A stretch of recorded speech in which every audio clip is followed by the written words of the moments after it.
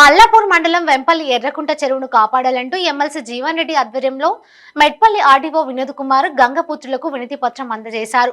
క్రీడా ప్రాంగణాల పేరిట చెరువు భూములు కబ్జా చేస్తే ఊరుకునేది లేదని ఎమ్మెల్సీ జీవన్ రెడ్డి అన్నారు. చెరువు పూడ్చి వేయడంతో ఉపాధి కోల్పోతామని గంగపుత్రులు తెలిపారు. గ్రామస్తులకు మద్దతుగా గంగపుత్ర సంఘం రాష్ట్ర నాయకులతో పాటు ఎమ్మెల్సీ జీవన్ రెడ్డి పాల్గొన్నారు.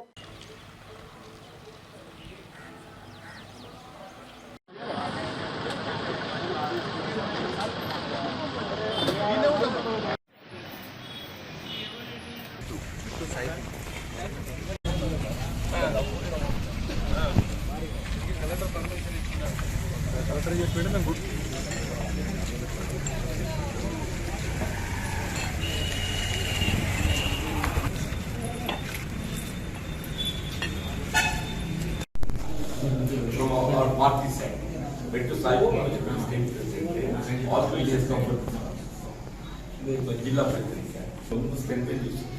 So Mission Karti will take up the చెరువుల పూర్తి కానీ ఇదంతా చేస్తాం. మన సర్పంచ్ అండ్ విలేజ్ లీడర్స్ మొత్తం ట్యాగ్ అని చెప్పడానికి అటెంప్ట్ చేస్తాం.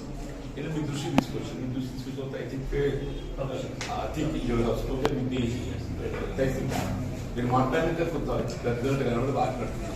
మాకు అధికారం ఉన్నది, మేము ఏదేం చేయగలుగుతాము అంటే గ్రామ పంచాయతీ ఎంతవరకు అధికారం ఉంటుంది సార్ అని చెప్పారంటే ఫిషింగ్ రైట్స్ ఏదైతుందో వాళ్ళకి ఇవ్వాల్సిందే తప్ప even they have no right to let it to others also.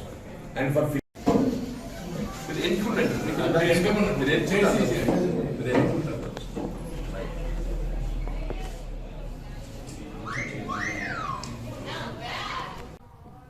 కాబట్టి వల్ల ఈ వివి రావుపేట సమాజం ఎర్రగుంటల అక్రమంగా ఏదైతుందో మరి ఆ గ్రామానికి చెందినటువంటి కొంతమంది రాజకీయ నేపథ్యంతో ఏదైతుందో మత్స్య కార్మికులకు ఉపాధి భంగం కలిగించాలని చెప్పని క్రీడా మైదానంలో నెపంతో నింపాలని ప్రయత్నం చేస్తున్నారో దీని గౌరవ ఆర్డీఓ గారి దృష్టికి తీసుకెళ్లడంతోనే వారు తక్షణమే స్పందించిండ్రు.